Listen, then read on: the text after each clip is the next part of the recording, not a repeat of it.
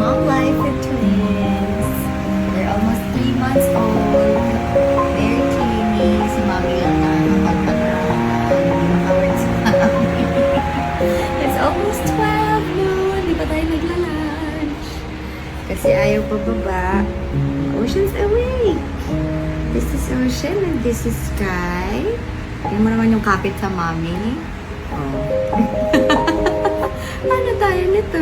Dito na lang po tayo. Kung pwede lang, di ba? Kapit lang kami, yakap-yakap lang kami ng muldo. Sila. Hindi tayo nakaligo, guys. Sila lang nakaligo. Sila lang ang fresh. Breastfeed, tapos ayaw pa kawalan si Mommy. So cute. So cute. Sarap naman ito yun. Wala lang sana tayong work na.